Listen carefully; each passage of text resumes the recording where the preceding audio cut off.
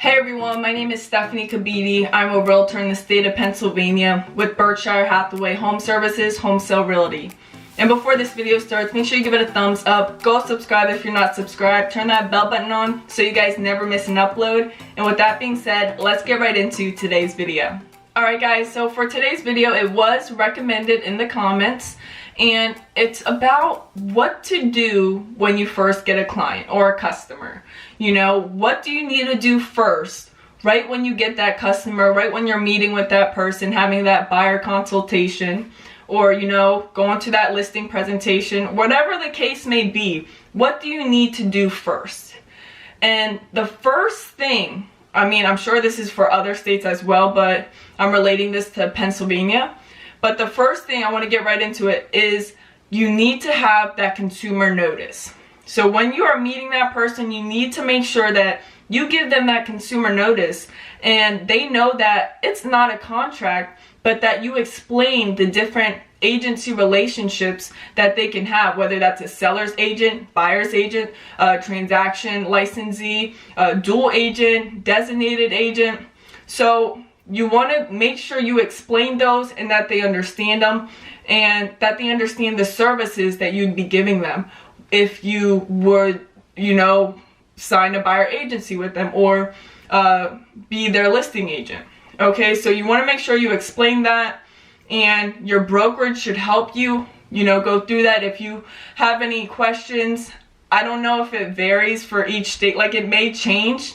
I'm not completely sure, but if you have any questions about that consumer notice, make sure you tell your broker so they can explain it to you, just so you are able to explain it very well to your client, your customer. Okay, so that is the first thing you need to give them. Now, say you have a buyer. The second thing that I would do, I would, you know, talk about their needs. What's like, ask a whole bunch of questions. That's the thing you want to do. You want to ask so many questions just so you can understand their situation. When do they need to move by? You know, maybe what's their credit like? Did they already get pre-approved?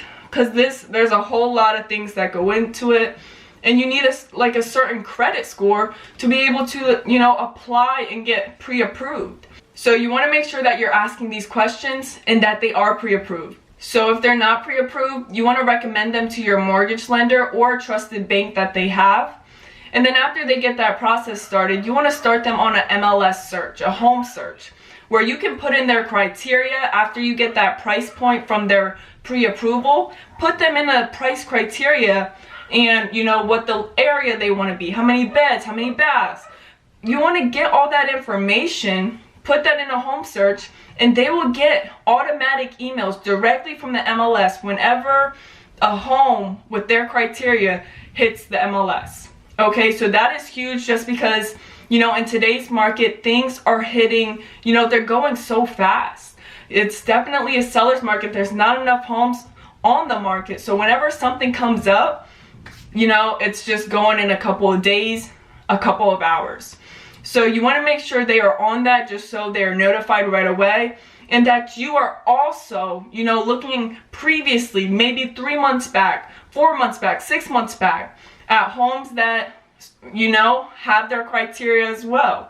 Because they're not going to get notified about everything, you know, that you know, happened previously on the market. So make sure you are also searching homes for them, sending them homes, you know, if it's daily, if it's every couple of days, however they want to have that communication with you. Make sure that you are sending them homes.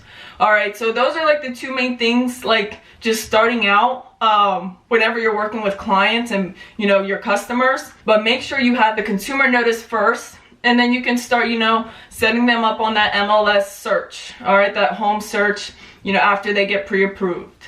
So I hope this short little video helped you. If it did, give it a thumbs up. Go subscribe if you're not subscribed. Turn that bell button on so you guys never miss an upload. And I'll see you guys in the next video. Peace.